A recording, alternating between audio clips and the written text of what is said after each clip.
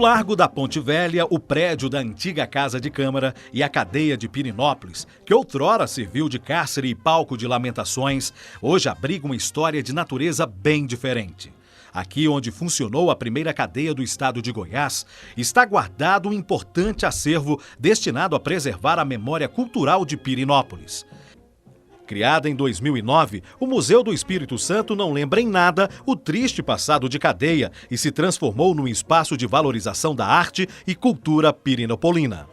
Para a festa é o seguinte, o museu ele em si já traz uma valorização da festa. Enfim, a festa tem um museu dedicado a ela. É muito importante. O museu é bom porque ele é fonte de pesquisa para estudantes, pesquisadores, historiadores, produtores culturais, folcloristas e é também um atrativo turístico.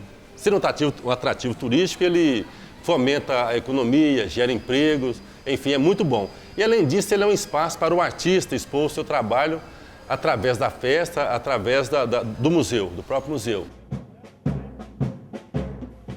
Poucas cidades conseguem reunir tantos encantos como a pequena Pirenópolis. Debruçada sobre o Rio das Almas e cercada pela Serra dos Pirineus, com rara vegetação do Cerrado e belíssimas cachoeiras, Pirenópolis é uma cidade que se orgulha do que tem de mais precioso, que é a sua história e seu patrimônio cultural.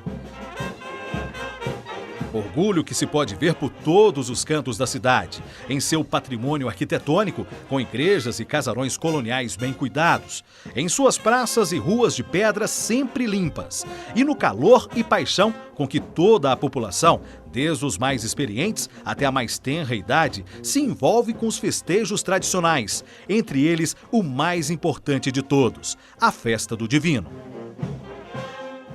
Na preparação das verônicas, um docinho típico da Festa do Divino, feito de melado de açúcar e muito carinho, as famílias se reúnem em torno das mesas e todos colocam literalmente a mão na massa. Tesouras, garfos, facas e até tubos de caneta se transformam em ágeis instrumentos. As unhas negras manipulam suavemente a brancura do açúcar e cada pequeno detalhe é feito com habilidade e dedicação. Depois, é só esperar secar e estão prontas as delicadas verônicas, que enchem os olhos e adoçam a alma. Este é o doce do divino. A Festa do Divino é uma tradição que veio de Portugal e encontrou na fé do povo pirenopolino e no gosto pelas manifestações folclóricas todo o necessário para se difundir e se perpetuar como uma grande festa. Começou com a Folia do Divino e anos depois outras manifestações se tornaram tradicionais e se incorporaram à festa. Já se tem notícia da Festa do Divino Espírito Santo no estado de Goiás já na segunda metade do século XVIII. Em Pirenópolis, com notícias mais detalhadas a partir de 1819. E a primeira cavalhada foi apresentada em 1826, quando foi imperador o padre Manuel Amâncio da Luz, e esse padre também mandou confeccionar a coroa do divino em pura prata e o divininho de ouro, ouro maciço. E ele também introduziu o costume da distribuição das verônicas e dos pãezinhos do divino no domingo do divino. Eu creio que ela teve esse registro mais importante, mais detalhado, porque famílias mais tradicionais começaram já a tomar conta da festa, vamos dizer assim, no bom sentido. O primeiro imperador registrado era genro do comendador Joaquim Alves de Oliveira, que é o nosso maior benemérito, né? Seguindo os imensos painéis e murais expostos no museu, o visitante tem uma aula completa sobre a história da Festa do Divino, suas origens e suas particularidades. Depois de conhecer as origens, é hora de contemplar a Festa do Divino Espírito Santo. Um vídeo documentário explica melhor todas as manifestações que acontecem durante os 20 dias de festa. Depois de entender os festejos, fazem ainda mais sentido os tambores, máscaras, roupas e objetos artesanais expostos no museu. Entre o rico artesanato produzido em Pirenópolis, vários elementos da festa são representados. Porém, o que mais simboliza o divino é a mandala de fogo com a pombinha ao centro. A pomba branca é o próprio Divino Espírito Santo e a mandala significa o momento em que o Espírito Santo desce sobre os apóstolos. Lumildes é uma artesã local. famosa por suas mandalas e suas miniaturas de cavaleiros. Eu trabalho sempre com a arte do divino, sempre. É a minha paixão trabalhar com o Divino Espírito Santo, que isso aumenta em tudo para a gente. É uma fartura, é minha vida, trabalhar com o divino. Eu trabalho o ano inteiro, sendo que a festa nossa, ela acontece sempre em maio, é variável, mas o ano inteiro eu estou trabalhando com o divino. Eu gosto muito das mandalas, que é uma forma de reaproveitar. Isso aqui é canudinhos de papel feito de revista, de jornal, de papel de presente. Eu sempre ganho dos amigos, das pessoas que sabem do trabalho da gente, eles sempre me dão. Eu procuro assim, não comprar, sempre reaproveitar material.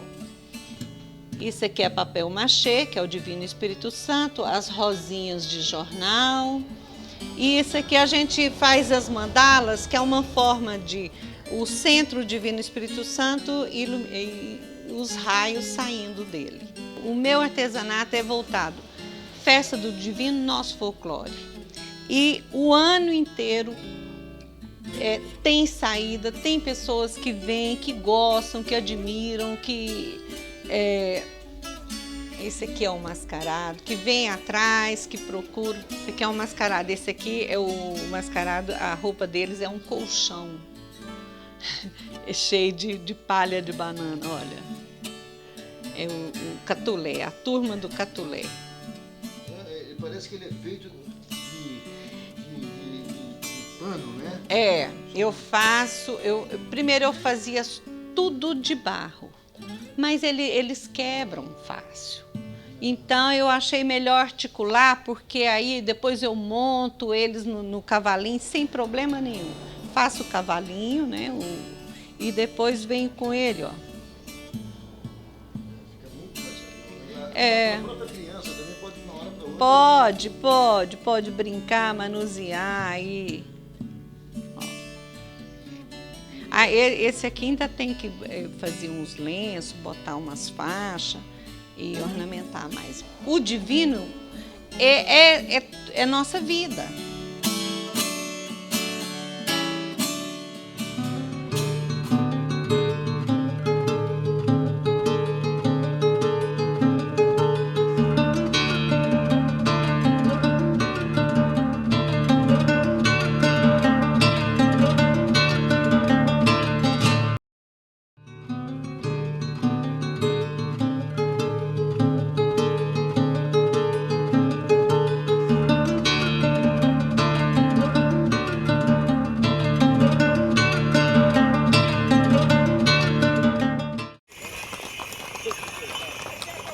Todos os anos, há exatos 50 dias após a Páscoa, as ruas tranquilas e o branco das casas de Pirenópolis dão lugar ao colorido vermelho e branco das bandeiras. O silêncio é quebrado pelo rufar dos tambores e batidas das patas dos cavalos. É durante a comemoração do Pentecostes que acontecem os folguetos do Divino Espírito Santo. Mas já no domingo de Páscoa é escolhido o imperador. No domingo da ressurreição tem uma reunião na casa do imperador. Aí eles reúnem lá, esse ano foi sorteio, mas geralmente é votação. Tem 10, 12 rapazes e senhores que queiram entrar, né? Então eles escolhem a votação, os 2 reis, os 2 embaixadores e tem o senhor Pompeu também que faz parte. Ele é o voto Minerva. Quando empata, aí ele desempata. Os devotos do divino, foliões e músicos, a pé ou montados em seus cavalos, enchem de alegria a cidade. Manifestações profanas se juntam a rituais religiosos, promovendo uma das mais belas festas do Brasil. Novenas, missas, grupos de catira, pastorinhas, banda de música, cavaleiros e mascarados convivem em harmonia. O ponto culminante são as cavalhadas, que encerram a festa. Toda essa movimentação cultural projeta Pirenópolis internacionalmente. Exemplo disso é o artesanato, que já ganhou espaço garantido nos museus. As flores da artesã Maria Duarte Pina já enfeitaram muitos cavalos e cavaleiros e viajaram mundo afora. Eu comecei a fazer essas flores, eu era muito jovem, sabe? Eu era um adolescente. Meu pai era um professor no município e ele resolveu construir uma capela. Meu pai chamava José Ferreira Duarte. Aí ele construiu essa capela e como eu era jovenzinha e assim, era assim, mostrava assim, sempre uma inteligência, ele comprou uns papel crepom e falou para mim, agora você decora os altares. Mas como eu nunca tinha feito flores, nada com papel crepom, eu falei, pai, eu não sei fazer. Ele falou assim, aprenda, porque ninguém nasce sabendo. Então eu comecei a cortar o papel e fui pensando e fui modelando as pétalas. Então eu fiz umas rosas. Foi diferente dessas rosas aqui, porque ficou assim, bem simplesinha, que foi a primeira, né? Coloquei folhinhas para colocar nas jarras no altar. Que eu vim desde criança, eu vim para aqui, para Pirenópolis, depois que meu pai veio. Aí ele foi, então ele falava assim, por que você não faz aquelas flores para enfeitar os mascarados? Porque os mascarados, na verdade, era muito feio. Eles enfeitavam com folha de bananeira seca, com São Caetano, não sei se vocês conhecem, é uma planta que sobe na tela, né, assim. Era São Caetano, era cabacinha, que essas cabaças tornou-se tradicional. Peguei, comecei, fiz umas flores e coloquei na minha janela para vender, né? Porque a exclusividade das rosas era para os cavaleiros. Mas eram umas rosas sofisticadas, que era de cetim, muito bonita. Os mascarados não tinham essa inteligência de procurar flores, né? Eles só enfeitavam os cavalos com coisa feia. Eles andavam com uns encapuzados e também já tinha as máscaras de chifre. Aí, como eu comecei assim a fazer flores, colocar na janela, e os mascarados começou, quem saía de mascarado perguntava, para que essas flores? Mas a minha sempre é mais procurada, porque é mais tradicional, né? Tudo é muito enfeitado. Os instrumentos musicais dos foliões, o mastro da igreja, as bandeiras do divino, a roupa do imperador, as capas dos cavaleiros e seus cavalos. A preparação destas peças dispõe de tempo e dedicação, e é uma arte que passa de geração para geração. A maioria dos artesãos conta que começou a aprender o ofício ainda na infância. Eu comecei desde criança, vendo meus irmãos fazendo, dois irmãos meus faziam máscara, e eu ficava olhando e aprendi, fazendo máscara para mim brincar, né, na festa, né? Na festa de criança. Depois da cavalhada tinha uma festa de criança cavalhadinha. Então eu comecei a fazer para me usar e fui aí aprendendo e virou a arte, né?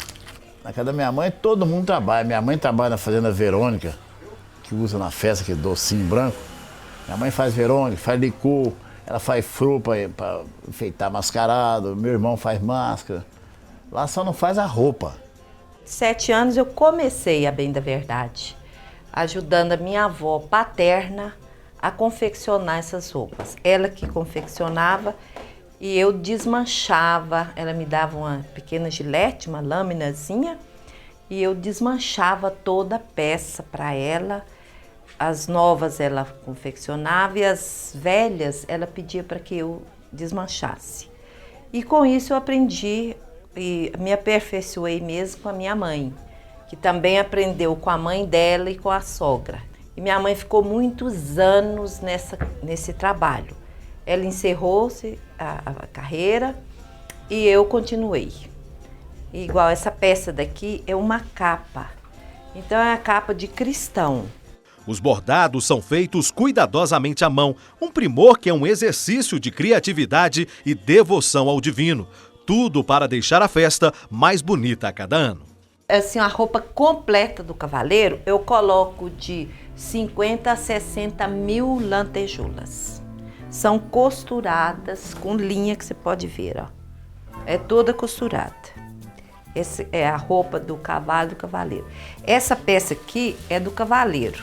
É colocada no pescoço, na crina. Aqui ainda tem um babado que é todo trabalhado, todo bordado. Ela é presa no cabelo do cavalo, na crina dele. O cavaleiro dá para mim uma dica do que ele quer, ou quando não quer, eu mesma crio tudo. Então eu já sei que azul representa os cristãos. É motivo religioso, igual esse aqui é o divino com a cruz. Então sempre é um motivo cristão que eu coloco. E tem sempre uma cercadura para completar, para embelezar mais a peça. Essa daqui é quase uma saia para o cavalo, que nós chamamos de retranca. Coloca atrás, além dessa ainda tem jogos de fita, tudo colocado em cima. Esse aqui nós chamamos de peitoral. Peitoral é colocado no pescoço do cavalo com vários guizos. Colocamos flores também, que não tem nada pronto ainda, porque ainda tem nos últimos dias que a gente coloca as flores, as fitas que vão ser colocadas aqui também é mais no dia. Bordar roupas e vestir um cavaleiro não é um simples ofício, é quase uma missão. Participar de alguma forma deste momento glorioso é algo que honra e emociona as pessoas. Cada ano do Adail, eu fiz uma roupa para ele. Eu aproveito as outras do ano passado, porque é uma coisa assim, é muito difícil de fazer, é muito caro, então eu sei. Mas eu sempre tive aquela boa vontade, para mim é uma honra fazer uma roupa para o Adail, sabe? Assim, cada ano, e se eu pudesse, assim, se eu tivesse aqui tanto prazo, assim, a gente fazia uma roupa para ele correr, assim, cada dia ele corria com a roupa. A família do Adail está aqui. Um quer pôr o chapéu, o outro quer pôr a lança, o outro quer amarrar uma fita, o outro quer entregar a lança para ele, o outro quer segurar o arreio para ele montar. E os amigos mais íntimos também sempre estão aqui.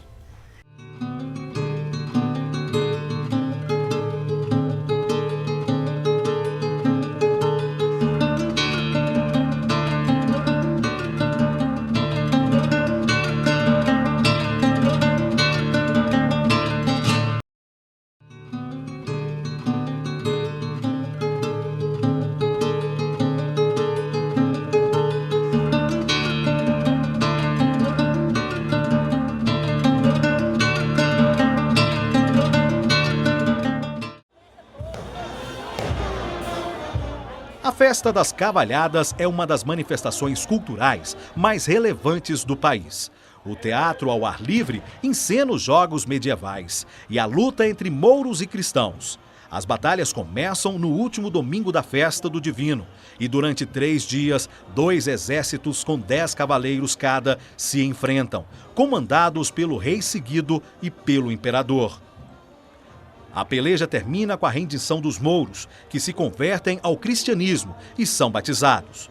Finalmente, as batalhas dão lugar às brincadeiras e jogos. É o momento de cavaleiros e mascarados se unirem no espetáculo. São máscaras de bichos, monstros e formas humanas num desfile de cores e reverência. Tem várias versões sobre o mascarado. Eu gosto muito da que, como também a festa e as cavalhadas vieram da Europa, diz que o mascarado também veio de lá e que é uma forma de espantar os maus espíritos. E eles são alegres, irreverentes, corajosos, né? O cavalo correndo, eles em cima do cavalo, em pé, a gente vê isso, né? Então, o mascarado é um símbolo de alegria, de liberdade. E aí tem uma versão interessante também, que eu também gosto, mas eu fico mais com essa de espantar os maus espíritos. Diz que, com essa questão de sempre foi meio elitizado, o cavaleiro tem que ficar muitos dias parado, ele tem que ter um bom cavalo, ele tem que ter o seu lanceiro, né? O seu fiel escudeiro, ele tem o seu lanceiro. Enfim, ele gasta um dinheiro para aquilo. Então, eram pessoas mais privilegiadas. Diz que os escravos, os menos favorecidos, numa revolta, até numa sátira a essa situação, eles saíram mascarados. Então, é outra versão para a origem do mascarado. E tem outra que foram os migrantes mineiros que trouxeram. E eles têm lá nas suas folias o palhaço, que é um mascarado. Então, tem essas vertentes. Eu gosto muito da que veio da Europa, é uma forma de espantar os maus espíritos, mas também essa dos menos favorecidos, satirizar, essa elitização da festa é interessante também. Também conhecidos como curucucos, os mascarados são tão importantes para a festa quanto os mouros e cristãos. Brincalhões e debochados, eles são o símbolo da alegria e da liberdade. Usam máscaras, roupas coloridas, luvas e botas. Enfeitam os cavalos com fitas, guizos, flores e tudo que a imaginação permitir. Abusando da própria criatividade.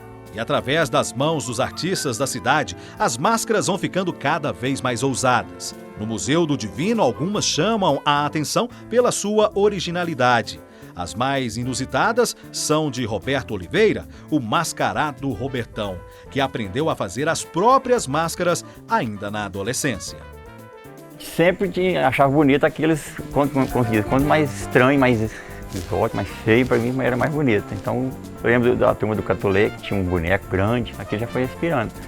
E com o tempo veio outra andando a cavalo, também todo mal arrumado, eu achava bonito aquilo. E sempre pensava que a hora que eu tivesse uma idade, eu tinha vontade de sair mascarado. Eu era muito tímido, tinha muito complexo por ser muito alto. Isso para mim foi uma escola. Assim que eu saí, todo mundo ficou me conhecendo, me transformou. Para mim foi uma... As crianças me viam mascarado, ficava com muito medo, chorava com medo. E a mãe explicava para ele que era o Robertão, não precisava ter medo. Aí um dia ele teve a curiosidade de ver eu, um dia a mãe viu e falou, esse aí que é o Robertão. Ah, então o Robertão é gente? O Robertão é gente, então, não é aquele monstro, não. E tem também a história também de um senhor também que me conhecia meu pai, né? O mascarado sempre tem uma tradição de pedir dinheiro, né? Pedir dinheiro para tomar cerveja, uma cervejinha. Eu cheguei nele, a voz diferente, era normal. Falei, ô Gerardo, dá um dinheiro. Ele olhou para mim assim, seu pai tem muito. Isso para mim foi uma decepção, mas foi engraçado ao mesmo tempo também. A festa dura pouco mais de uma quinzena, mas o culto ao Divino Espírito Santo faz parte do cotidiano dos moradores e mobiliza a população de Pirenópolis o ano todo. Quando termina a festa do Divino, é a vez de pequenos cavaleiros travarem suas batalhas montados em cavalos de pau. São as cavalhadinhas, que surgiram com o costume das crianças imitarem os cavaleiros e mascarados em suas brincadeiras. Na festa mirim também figuram bandeiras, cavaleiros com capas bordadas, mascarados e cavalos enfeitados, mostrando que a tradição e a fé no divino seguem em frente. Aqui falam que é terra do Espírito Santo e é. É uma magia que nós temos que não é qualquer lugar que eu acho que tem isso, não. Aqui é terra do Espírito Santo mesmo, passa pra gente uma paz, dá muita inspiração, dá muita energia, é muito bom trabalhar. E aqui nós temos muita fé no Divino Espírito Santo. E quando a gente trabalha com as coisas do Divino, quando se fala em fartura, você tem uma fartura. Você tem fartura de pedidos, de vendas, de aceitar. Todo mundo gosta muito, tem um maior prazer. Quando eu falo assim, gente, eu estou sem revista, estou sem papel colorido, sem papel de presente para fazer os canudinhos. De repente chega aqui em casa, mas é um monte de coisa. Então, assim, a fartura você vê para todos os lados. E também venda, a gente vende bastante, sabe? Tudo é muito grandioso. Por causa das muitas manifestações populares e pelo empenho da cidade em preservar a tradição, a festa do Divino Espírito Santo foi reconhecida pelo IPHAN em abril de 2010 como Patrimônio Cultural Imaterial Brasileiro. O Museu do Divino é um espaço que busca guardar essa memória e mostrar aos visitantes toda a riqueza do Divino. O museu é absolutamente rico, instigador. O vídeo permite que a gente compreenda um pouco mais da festa, que não é tão comum para a gente. Não faz parte da nossa realidade lá no estado do Mato Grosso do Sul. E instiga mesmo, dá vontade de vir aqui, participar das festas, entrevistar as pessoas, investigar como que a música permeia o cotidiano dessas pessoas e o que significa cada uma dessas coisas na vida desses moradores. Porque pelo documentário que a gente vê, a gente sente que não é alguma coisa que é simplesmente encenado, né? É alguma coisa que é vivida pelas pessoas, né? Uma cultura que é viva e que é preservada e maravilhosa, encantadora. a preservação da nossa cultura é a preservação do nosso país. A gente tem uma riqueza cultural que é fascinante e que a gente tem a obrigação de preservar e de disponibilizar para todos aqueles que nos visitam, principalmente os brasileiros, né? Que não têm costume de visitar o próprio país e que, em geral, como eu não conhecia a tradição de Pirenópolis, não conhecem as tradições do seu próprio país. Então essa é uma iniciativa que é fundamental mesmo para a cultura do Brasil. As mesmas paredes e celas que um dia aprisionaram, agora guardam uma história de fé e amor ao Divino Espírito Santo.